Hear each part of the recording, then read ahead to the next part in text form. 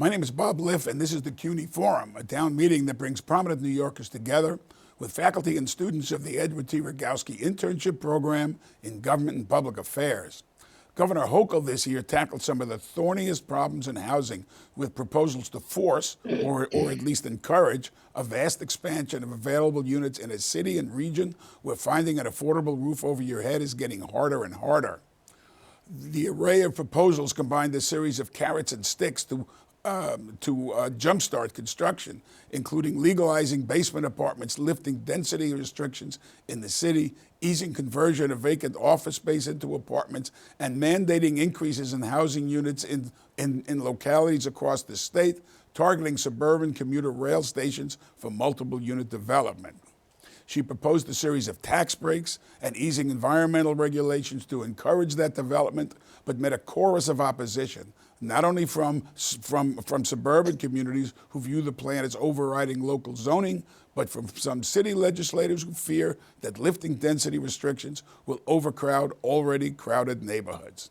And in the end, it appears, unless there is some miraculous political resurrection between when we are taping the show and when it airs, nothing of note will happen. The moment it appears has been lost.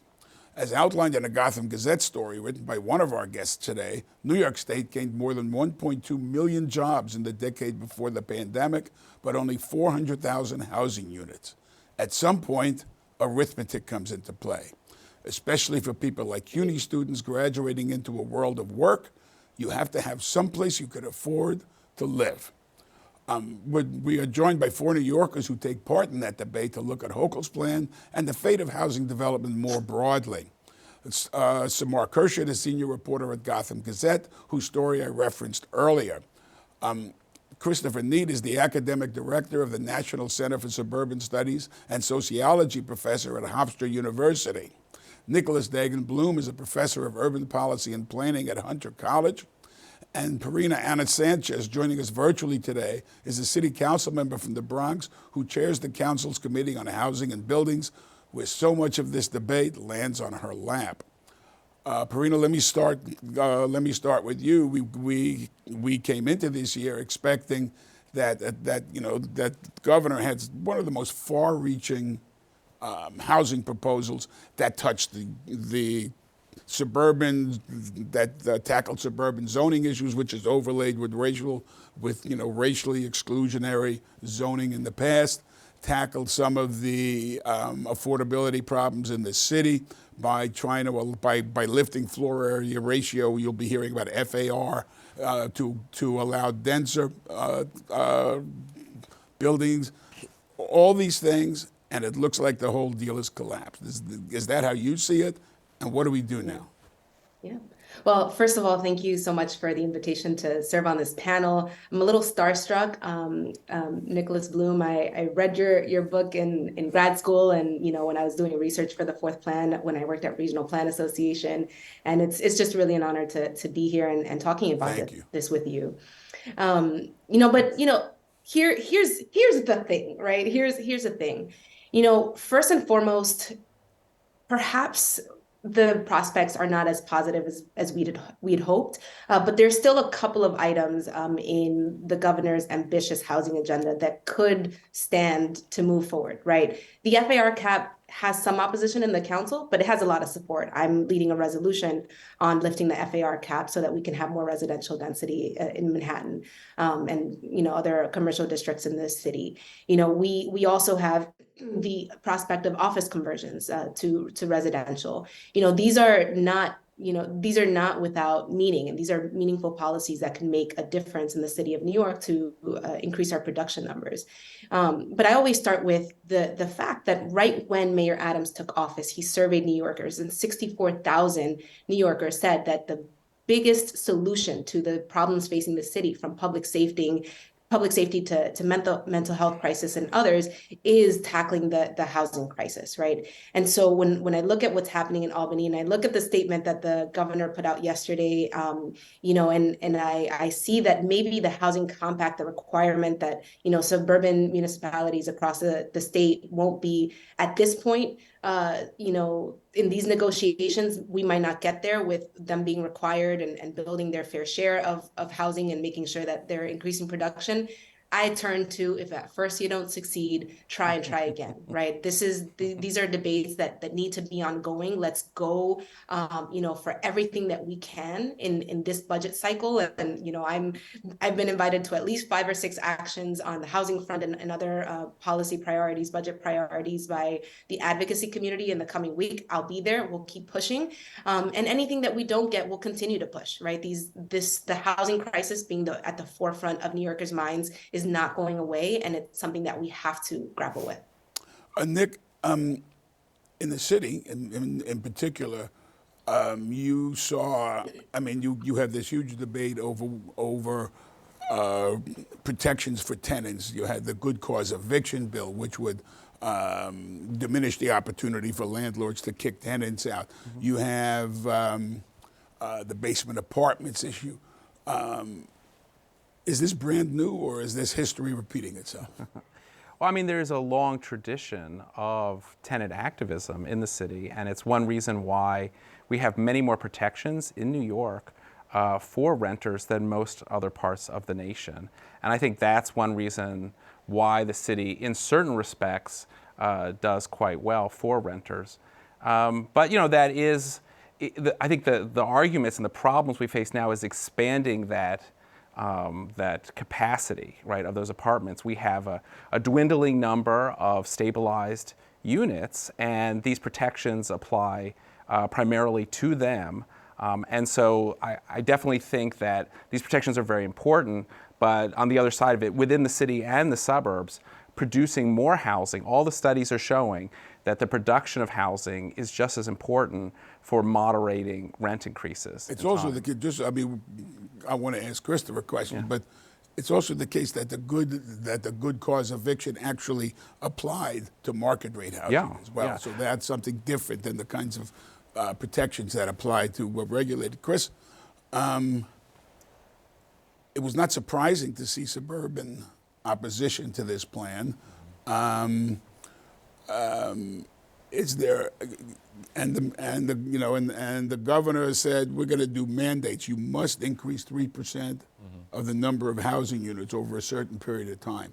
They said give us incentives and we'll do it. It became it's a classic public policy debate, and the argument that the governor was putting, you'll take the incentives and you won't build the housing.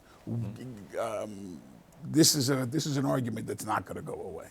Yeah, and I think that I would agree with many housing advocates who, in response to those suburban objections, essentially made the point that those suburban opposition was essentially support for the status quo, with that new incentives, if created, still wouldn't push the suburbs that have been the most reluctant to permit multi-unit developments to finally do so. And that the status quo policy that's been in place on Long Island for decades now has produced housing too slowly. Like, yes, in certain areas there's been a push for transit-oriented development, but I think the governor was essentially correct when her compact kind of reflected a belief that the pace of development has neither been fast enough nor adequate to the scale of the problem, and I think that's right. And I think that advocates are correct when they say that pure incentives aren't going to do the job. So, Mara, we've been watching this politics for years.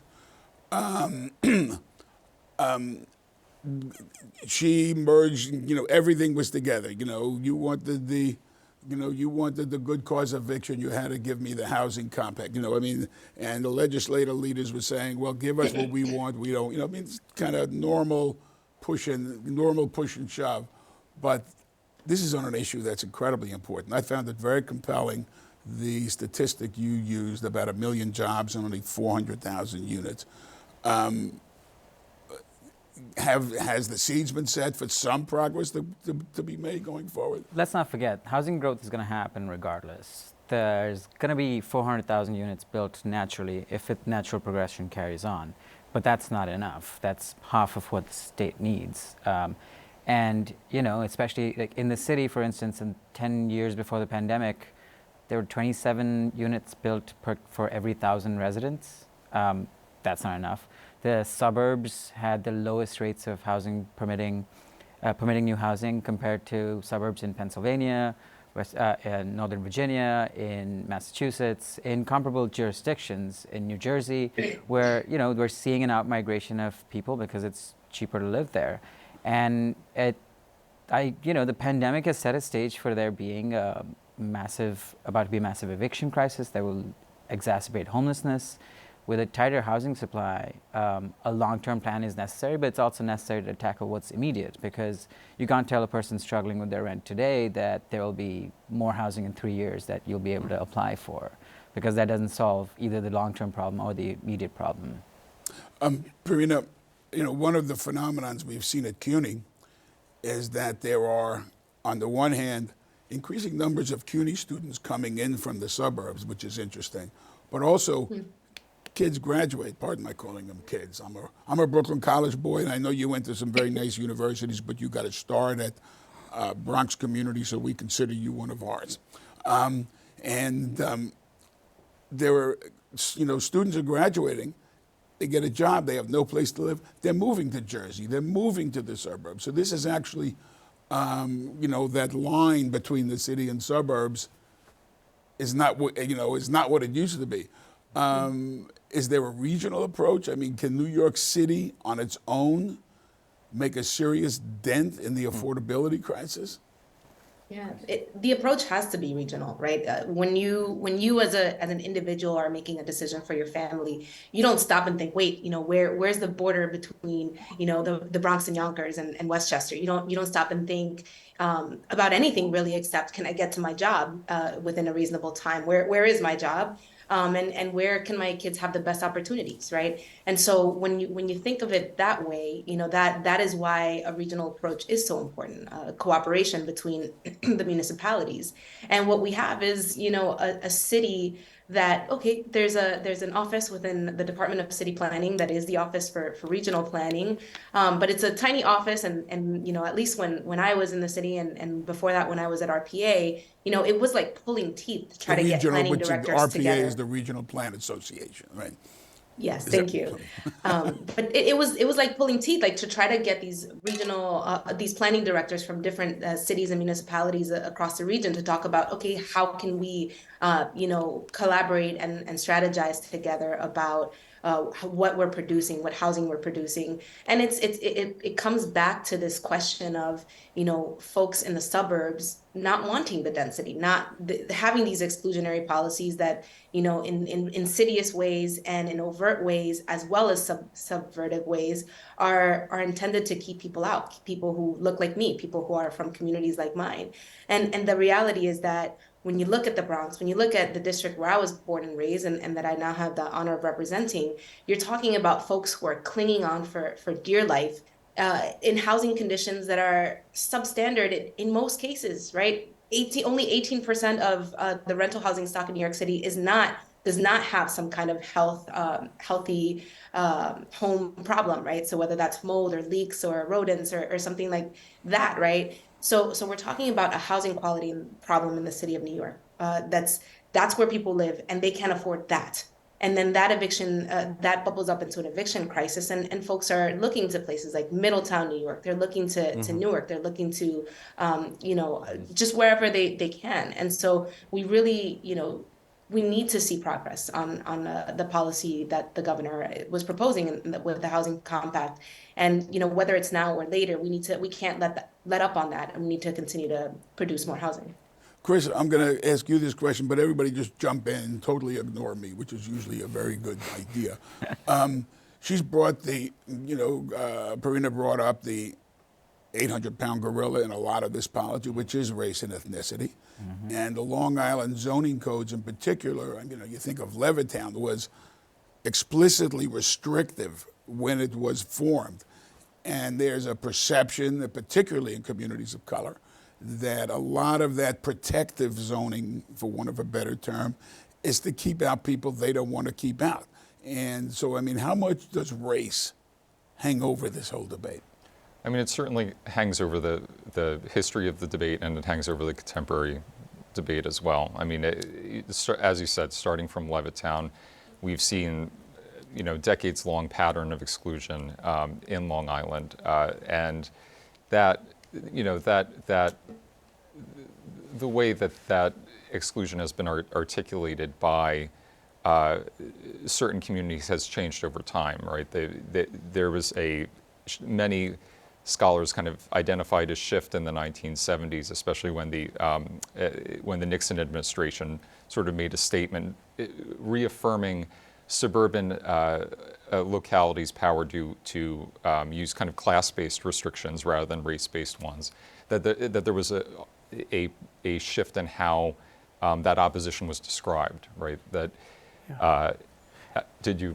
Oh, I was breathing, but Okay. I mean, you don't have to go that far back to see that this still happens. There was a big Newsday investigation just a couple of years ago about how real estate brokers and the industry in Long Island was Steering.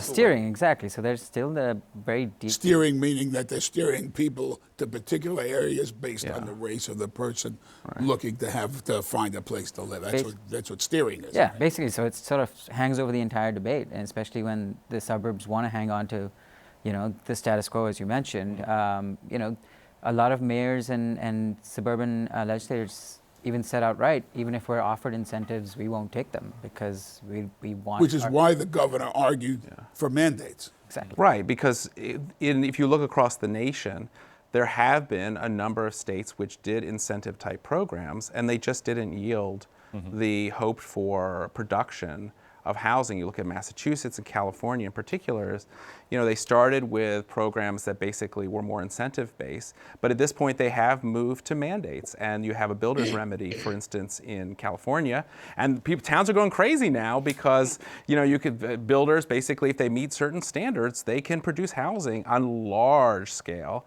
and that's where Hochul's plan was really very moderate. I mean, when I read Hochul's plan, it's like pre-negotiated. It was going to be phased in over a couple of years, right? And the targets were very low. They could be met in many ways. And I think that a lot of these towns will come to regret rejecting it because it's not going to go away, as all of you pointed out. This is not something that's going to go away. And the builder's remedies and the kinds of things that have happened in Massachusetts and California, where arguably like California, the crisis is worse, will be more extreme in some cases. And I want to add on your point about California. One of the things that I think was significant about the California legislation as it related to accessory units was that the process was streamlined and made uniform across the state. And I think that Long Island, surprisingly, was in the forefront of legalizing and creating zoning rules for accessory dwelling units back in the early 80s. But since then, there's been sort of a pendulum swing between legalizing those units and then restricting them, legalizing them and restricting them in many municipalities. And so what you end up getting is sort of a crazy quilt of regulations around accessory dwelling unit creation. So you don't get the production, right? It can't be the housing solution. It's like this town has a little bit, this town doesn't, and builders need like uniformity, right? Exactly. That's how they're doing in California. There are these companies that are, propping, they come up and they can deliver an ADU, right, to a lot. Specialize, they can't. Exactly. They can't like every town, you got to have to know the things. And to your point, like Hochul gave everyone flexibility. She said, if you don't meet the targets, if you take certain zoning actions, then you'll have met the mandate that we're setting. So and it was like 100. It was for most towns. It was like 100. 50 units for 80% of New York or 50 units. But arguably, if you mandate, that you can put 50 units on an acre, then you could be talking about lots and lots and lots of units in the immediate area of transit. Marina, this mandate debate was central to what the city did. Over the last decade in terms of mandating the inclusion of affordable apartments in market rate housing. I'm asking this question in the context, in 1957, I was 8 years old. I don't want to tell you how old I am. In 1957, we moved into Linden houses in East New York. And when I came back as a reporter for Newsday covering Brooklyn, I went and I looked up all the records. And in that year alone, consistent in the 50s, NYCHA only opened 15,000 units with federal support. And by the Reagan administration in the early 80s, it was literally less than 500 units with federal support. That federal support doesn't work. We're using mandates in the city to try to force some level of affordability, even if people argue what that level should be, but some level of affordability within market rate housing. That's right. I mean, we had voluntary inclusionary housing, and we weren't seeing quite the production numbers that we would want to see, we would hope to see, even with the density bonuses that allowed. And then with great controversy, we passed mandatory inclusionary housing. But I think that I'm heartened, and I'm nothing if not a reckless eternal optimist, right? But I'm heartened by the fact that we're having these conversations. So for example, legalizing ADUs. We had a hearing in the city council. Those are accessory dwelling units, which are basically basement apartments. More, and even more. Garages, even more, granny but, flats. Right. Right, granny flats, basement apartments, Right. all of these, right? That should be the quote unquote easy ways to produce more housing in our neighborhoods. For the vast majority of my council members, right, who hopefully are representing their communities, they're like, cool, dope, let's make it happen. Let's figure it out. And where we have been met with opposition about the legalization of accessory dwelling units, just very short and sort of short and simple conversations have led to these moments of like, oh, that makes sense, right? Like, and so I think there's just there's a level of conversations that can happen and can help meet some of that opposition, so that we are talking about a context in which we're open-minded. We're open-minded about more residences in Manhattan. We're open-minded about the sort of white picket fences that we have in the outer parts of Queens. That we're thinking about don't necessarily have to change the look and feel of the neighborhood, but you can accommodate more folks there. And actually it would be helpful to some of those homeowners that might be struggling with a mortgage, who could use the income. And let's be real, who already may have folks who are living within families that might be living within a certain section of their house or their basement, but who don't, aren't receiving the same protections as other renters in the city because they don't have, because we haven't legalized these units as a city and as a state. So, we're not seeing the levels of investment that we should and that we need to, and that we're going to continue to clamor and cry for from the federal government. But at the same time, we're trying to be maverick and we're trying to be creative.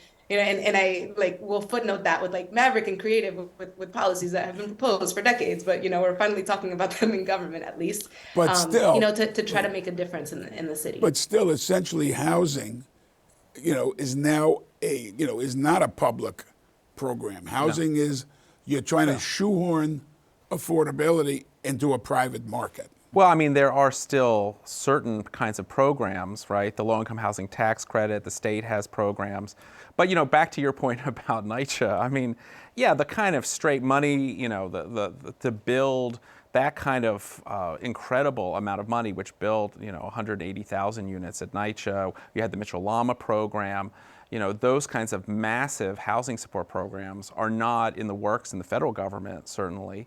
And the other key is that the way our housing policy works now is there's help to build for the private sector to build these for their low-income housing tax credit. But unlike NYCHA and public housing, for instance, there's no underlying subsidy that comes with that unit, so it times out. We have this problem, right, where we have all these. We have to basically preserve, right, housing that was created 20 years ago under an affordable housing model by refinancing it. So I mean, that's another issue, is that what we're producing doesn't have the kind of endurance and also doesn't hit the lower income levels that programs like public housing did. Right. If I could just add on to that point, right? Like the revolving door of affordability has been something that, you, Professor, have been talking about for a long time, but, a lot of the advocacy community is always also picking up on.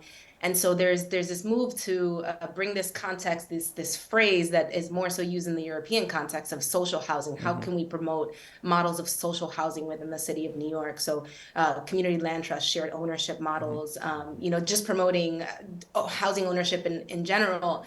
And it's really funny because I had a hearing on, I think, a slate of 7 bills that would have the city, again, limited in scope. It's just the city of New York. We're not talking about the big money from the federal government, but have the city use our tools to promote, social housing models, right? So whenever the city is disposing of property, making sure that it's going to like nonprofits are getting preference, or mission-driven owners are getting preference, who would keep it affordable in perpetuity, things like that, interventions like that.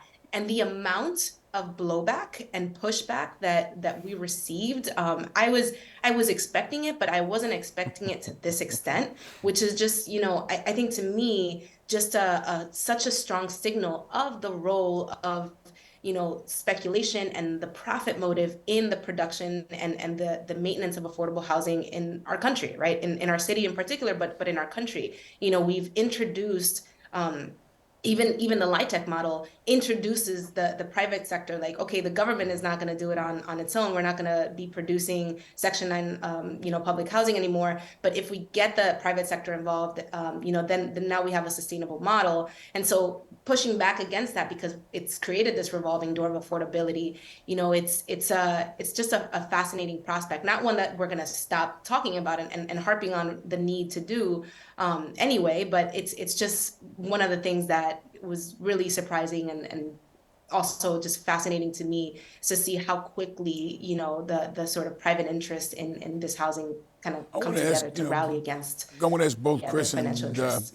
Chris and Nick on this, and then Samar jump in, because you're never bashful about jumping in. That the kind of resistance that Verena is talking about, you saw that in the density argument over the floor area ratio. By expanding floor area ratio, you can build kind of blockier buildings, which will allow you to get more apartments per floor as you go up. You don't have to thin down as you go up. You can increase the number, because right now the state caps the floor area ratio, which basically limits the size and, by extension, the number of units in a building. But yet you on this, Chris. You saw some of the objection from neighborhoods, including legislators, who didn't want increased density in their neighborhood, that mirrors, in some ways, some of the opposition you're seeing from the suburbs. Yeah, I mean, I think that was one of the strongest sources of opposition, that the suburbanites, or at least the opposition that was publicly articulated, that folks were concerned about the change to the character and appearance of their neighborhoods. There's this term Queensification that you hear people on Long Island say, we don't want our neighborhoods to be like Queens. And yet there's also, the interesting thing about Long Island is that there's also an ambivalence about new housing. We did a survey about new housing, or about new multiple unit housing? About new housing generally. So we did a survey with Newsday last year in August of 2022, where we asked Long Island residents about the types of housing that they thought the region should have more of. And one thing that was striking is that we had large majorities, 68% of respondents said we think there should be more affordable housing. I think it was 63% said we think there should be more sustainable housing, also cut across the partisan divide. But then when you asked about denser housing, only 20% of people wanted denser housing. So there's this again, ambivalence or incoherence in kind of the regional desire, preferences for housing policy. Do you want to? Oh, I've just got to say, I'm just offended on behalf of Queens. I didn't say it. Noted. I was going to sort of point out something, to the council member's point about incentivizing housing, and a lot of the argument was about tax benefits and tax credits to build affordable housing, as Nick said, but ironically, the real estate industry, which could have benefited a lot from the housing compact, because more construction means more work, more building, removing the density caps. And it would have also added new tax incentives, including for renovating affordable housing. And the mandates came with True. property tax breaks and all kinds But they were nowhere to be found in sort of supporting the governor. Instead they were sort of spending more of their time on opposing good cause. So that is one among many of the good cause eviction, meaning the tenants right. thing and landlords were opposed One among to the that. many factors that sort of killed this in its infancy. Did you want to go ahead? Oh, Go ahead. Yeah, can I say the controversial thing, which Yes. is maybe they live out there and they are exactly the folks who don't want to see the densification. I don't know. it's true. Well, I mean, there's also a certain part of the real estate industry is doing great. I mean, that, increase in capacity. I mean, they're clearly the constructive side of it will do well under this, but it's not bad days for people renting apartments in New York City. I mean, you had like a couple bad years and everyone was crying, in the pandemic they had to cut deals and, that didn't last very long that they had to cut deals. So, I mean, I think the real estate industry as a whole does pretty well with a kind of constricted supply, particularly of apartments. They do pretty well on that, and that there's probably a divide, I think, probably within the real estate community between the owners of already constructed projects, right, and those who hope to build in it. So I think there's probably some divide there. Where they can both unite, though, where they can all get together, though, is against good cause, right? Like that's the common ground, right? Because that will give tenants more power. Yeah. Right. And the Long Islanders concerned about the Queensification of Nassau and Suffolk. We have this image of the island. This is a royal we. There's this image of single-family home communities. Western Nassau County is kind of Queens already. I mean, there's significant multiple-unit residences there. Yeah. There's a lot of go ahead. Go ahead. There's a lot of shadow multiple family. You have multiple generations of families living in housing very often. I'm talking about maybe not high-rise a la Manhattan, but still you. But if you see like a single-family home in a lot of Queens or in parts of Nassau, and I'm sure you know more about this, Chris, than I do, but you have a lot of basically de facto, apartment conversion going on within single-family homes, right? And I think that's the people have a kind of blinders on. Like, these changes are happening anyway.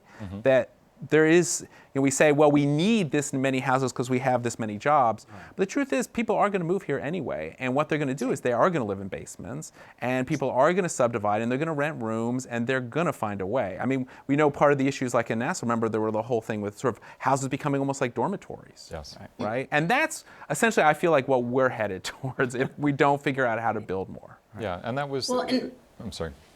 Go on. Go ahead. Oh, sorry. I can't totally see everyone at the same time. Yes, so please. I apologize. Please. No, I just wanted to jump in there because one of the most shocking sort of inside government experiences I had was right when I joined the de Blasio administration. I was a senior advisor in intergovernmental affairs for housing, right? And we had this issue with Councilmember Margaret Chin, Lower East Side, Chinatown. She was bringing the concern about single room occupancies, SROs in Chinatown.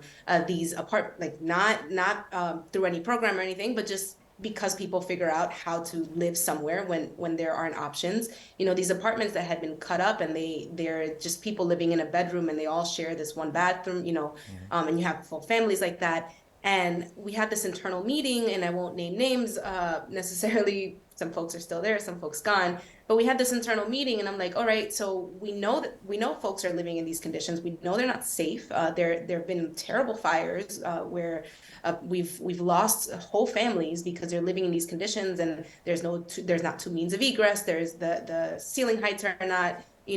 All of the code issues are in existence, and the internal response was, we know, but we don't want to go there and give them citations because then they will be evicted and we won't have another place for them, right? So we have folks in government, public servants, folks who care about housing and care about, I think, right? Like they care about people being able to stay in their homes, not taking action to protect folks more because our policy Yeah. tools, our rules, our regulations are not, they're not in lockstep with reality, right? So people are in danger. We saw this with Hurricane Ida. People are in danger. They're living in these conditions already, but we're not helping, we're not changing policies in order to make sure that they're as safe as they can be in the context where they are. Through the magic of television, I'm going to look this way, but I'm actually talking to one of the students over here who's going to ask a question. Tell us your name and tell us your campus and ask your question, please. Hi, my name is Mamadou, and I go to City College of New York. My question was that to what extent are large employers in the metropolitan region working with the government to develop housing for the workers they are seeking to recruit? It's an excellent question. I mean, it's more than, it's more than workforce housing, because workforce housing has a perception of a particular company creating housing just for its workers. Right. But how do you get workers if they can't afford a place to live?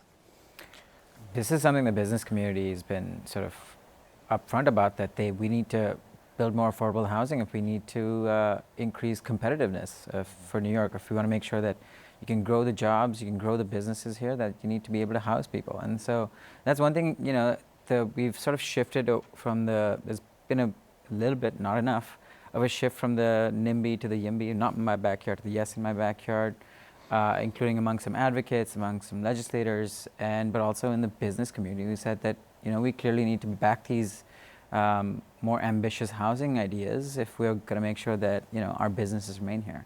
So, we haven't had businesses building, housing for people in a long time, for a long time. But I do think what businesses expect. Just if I can interrupt yeah, for go a ahead, second. Except the unions. When I was a kid, you had unions building. Unions, You yes, had the the plumber. You had the butcher. Co-op union, City, Co-op City. yeah. The electricians union. They build housing. And they there build is some massive push. housing. I understand the unions are getting involved again in potentially financing housing.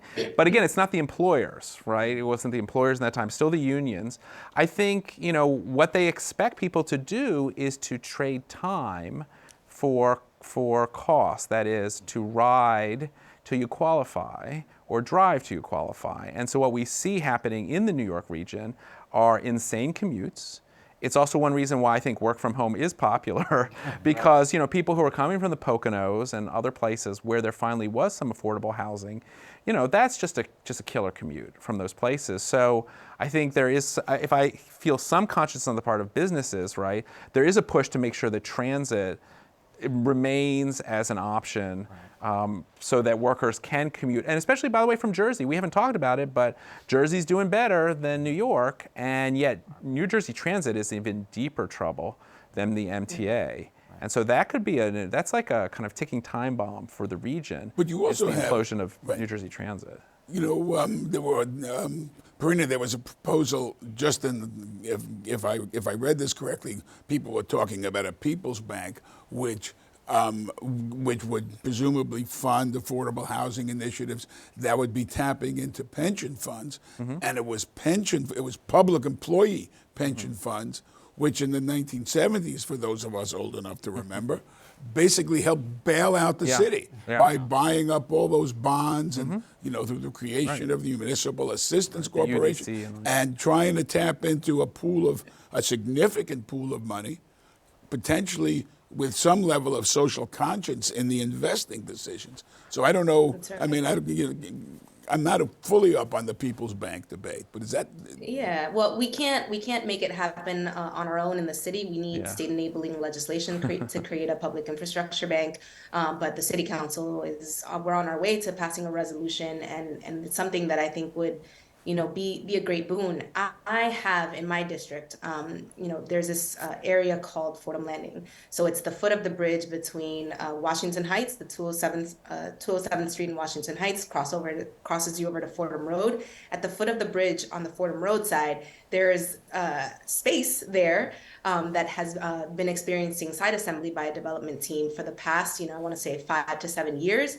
And they have a proposal to build 3,500 new units of housing, a brand new neighborhood in essence. And I always, I keep sounding the alarms, and I've asked the administration to collaborate with me on a neighborhood plan for that section, because we don't have large scale opportunities like this anymore in the city of New York. And so they, you mentioned unions getting involved in the construction and financing of affordable housing. The development team there has been talking to the National Infrastructure Fund with the IF that is within the AFL-CIO, and I think that's great. But I also, I want to just, continue to sound the alarms, because we can't lose opportunities like this, where we're talking about thousands of units of housing to be created. What is the Michelama of our generation look like? What is the co-op city of our generation looks like, that allows people of color, people who are residents, longtime residents of New York City, to build wealth?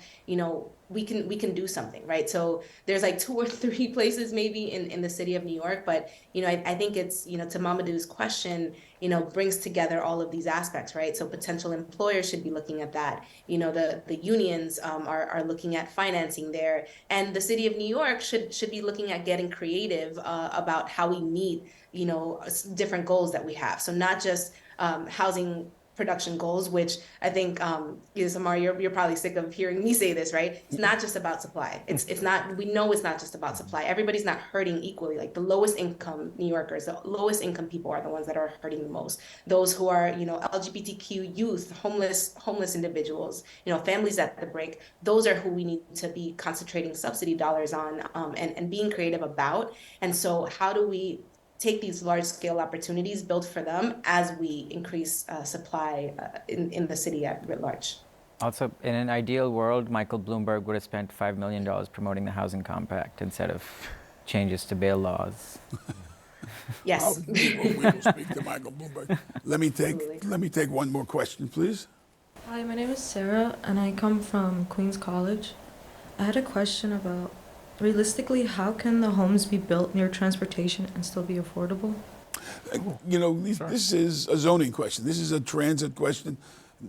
One of Bill de Blasio's great proposals, it was in his, of course it went nowhere, was to extend the number 4 train down Utica Avenue. Find transit deserts in the city. But what the governor was talking about is commuter railroads. Right. And she was talking about the land around commuter railroads, where, again, because CUNY students, including along with everybody else needing to find a place to live, to move to the burbs, would want to live near the transit opportunities. So, are there towns that try to build around transit facilities? Absolutely. And I remember one push from the Roush Foundation, particularly on Long Island for many years, was to try to get municipalities to take advantage of the acres of parking lots that surround many of these transit hubs, that there's this untapped potential for investing money in structured parking, retaining your parking spaces, but also creating potentially hundreds of units immediately around those. But just to be clear, and this is why her proposal was so moderate, right? You could build this housing, but that's not necessarily going to be like affordable housing. The only way any housing gets affordable, right, is that there would have to be some kind of underlying subsidy to reduce the cost of construction and/or operations, right? And there's plenty of parking lot spaces, and under the governor's plan, those places, that quarter mile around the station, which has a lot of these parking areas, could have been developed for multifamily housing or rezoned and things like that. But it wouldn't necessarily, back to the question, it wouldn't necessarily have actually a lot of it been very affordable for people. So it was such a moderate plan. Right, except there wasn't there. Samad, you looked at this a lot closer, and I do not know the answer to this. What were part of those mandates that she was going to impose, that the state would be imposing? Was there an affordability element in them?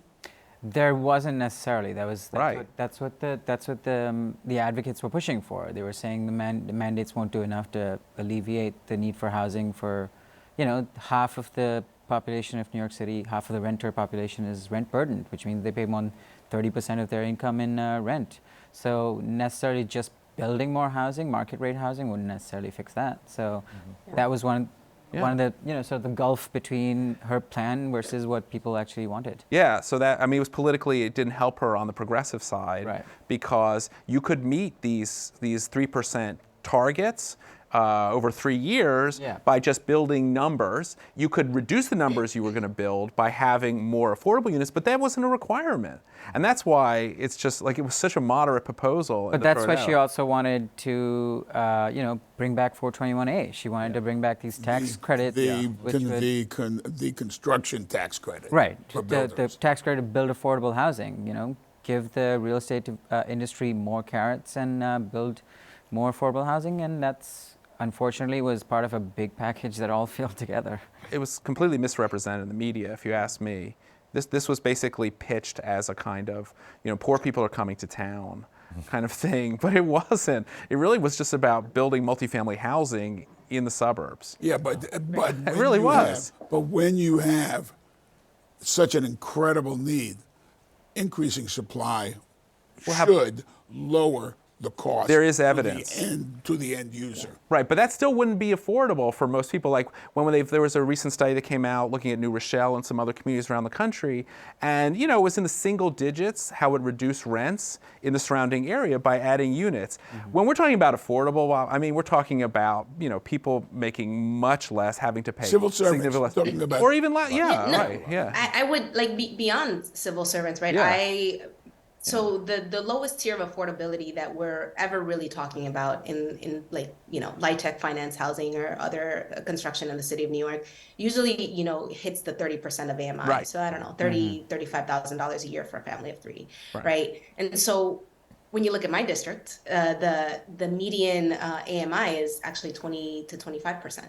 So The average median income. literally nothing that is being built is affordable to my folks without a voucher or without some additional supports. And so even when the governor put out the housing compact, or when the mayor is proposing the City of Yes proposals, right? These ideas that are meant to increase housing supply and reduce red tape and all of this, it puts me in a really awkward position, because I'm like, we do have to increase supply. Yeah, that's part of it. But I cannot with a straight face come back to my community and say that I'm doing anything for them on the housing front. And we're talking about a community that is feeling the pain the most, right? When you look at eviction numbers, 10468 is at the top of the list. That's my community, right? And so it puts me in a really awkward situation. And as housing chair, I want to be supportive of all of these policies, and I nominally am, but I can't go hollering like, yeah, this is the thing we need to do in the city of New York to solve the crisis, because you're not talking about my community. My folks don't see themselves in the plan.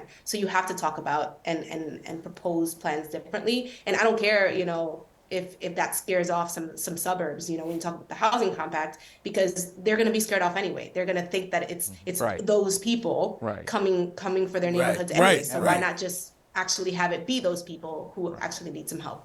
Let me take one last question. We have under 9 minutes left. So please tell us your name and your campus.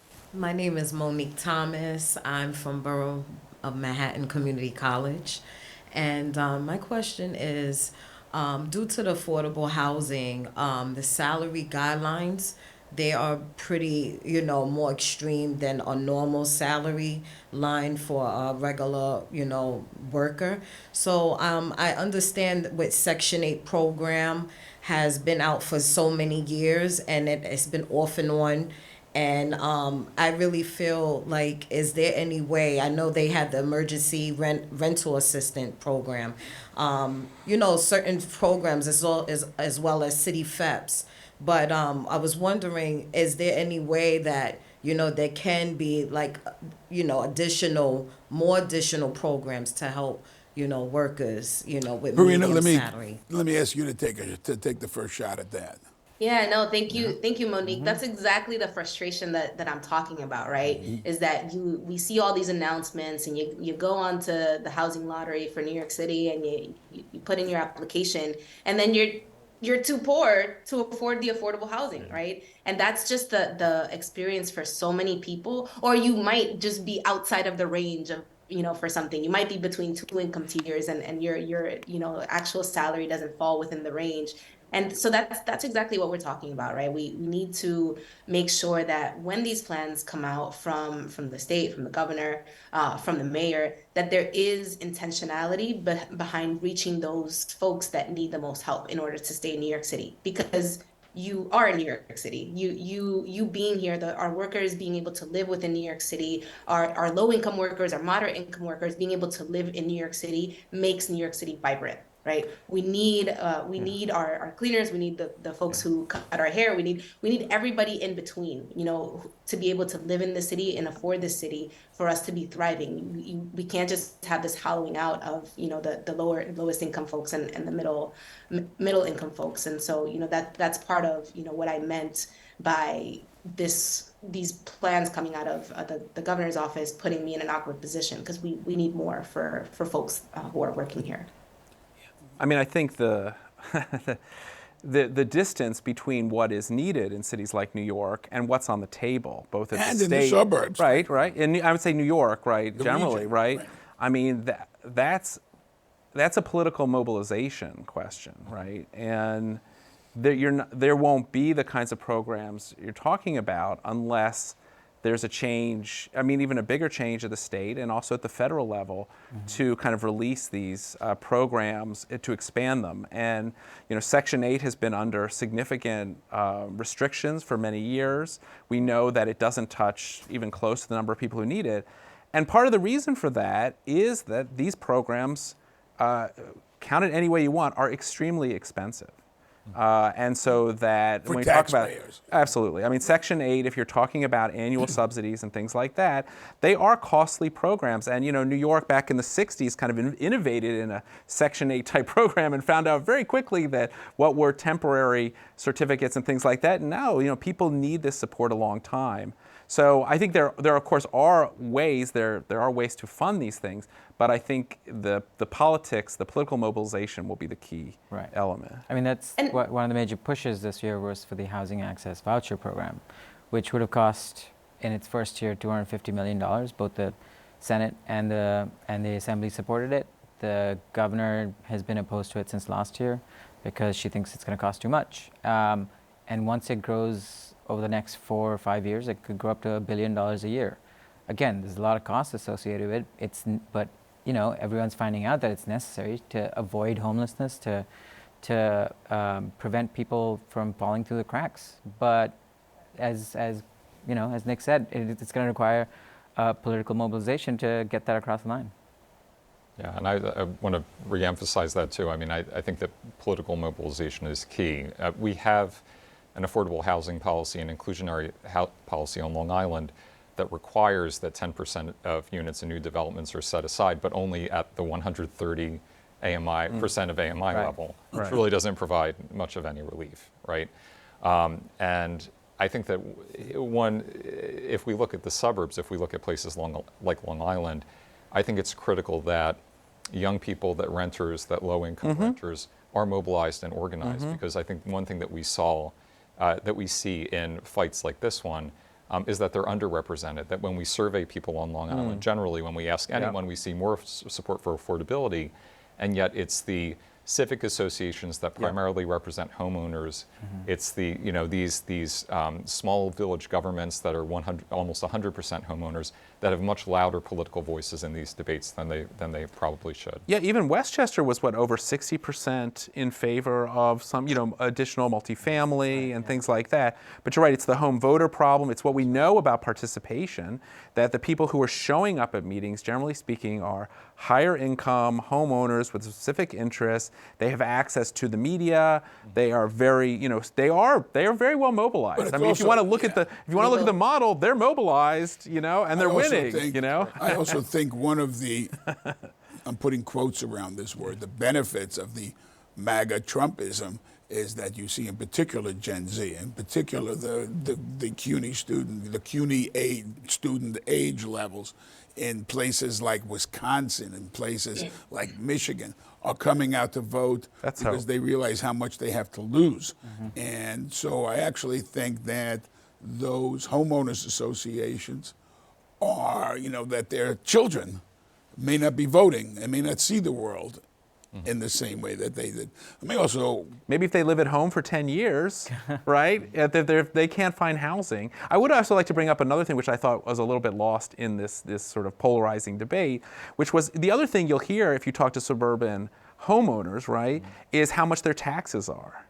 Right? I mean, this is like one of the big things, like, oh, my taxes are so high. Well, okay, so how could you resolve that, you know? And it's like, well, you know, more dense housing actually from a tax point of view is very good. And that kind of got lost. That just except got that lost. would, you know, except the perception is that would overload schools. Oh, blah, you know, a couple mean, more seats in the classroom. Infrastructure you know, funds from the state would have sort of mitigated that immediately. Yeah. It would have been the state was like, we'll offer Yeah. you Yeah. rewards for infrastructure. Go out and buy more chairs, you know. Instead of 17 we- students, you'd have 21 in a classroom. Yeah. It'll be okay. We build portable classrooms in like alleys. They can build portable classrooms Yeah. on their acres of land. No. She's sticking up. No, for but you. I also, you know, I think that we're always going to be having this conversation, you know, until maybe always, but until we lessen the inequality divide, right? I think that such a big part of the affordable housing problem is just that people aren't making enough, right? And, you know, I know that's not really where the conversation that is about affordable housing and how can we build more and what can we do on the policy on the housing policy front centers, but I really think it is that, you know, in my district we have this beautiful majestic structure called the Kingsbridge Armory. It's been functionally vacant for the past 30 years, but it's the biggest armory, some say, in the world. And you know, the kind of economic opportunity that you could have there if you make that into a manufacturing hub, urban manufacturing hub or something like that, you know, really I think represents the kind of intervention that you can have in low income communities to start to change the debate. Right. We have 20 seconds left, and I always make deadline. Let me put in a good word for the governor, which is that she has started a debate, which I believe will continue, that is essential. And even if it didn't work, she pointed out something that Wayne Gretzky once said, is that you don't make 100% of the goals when you don't shoot. So thank you, and we'll see you next time on CUNY Forum. This is a spirited discussion. Thank you.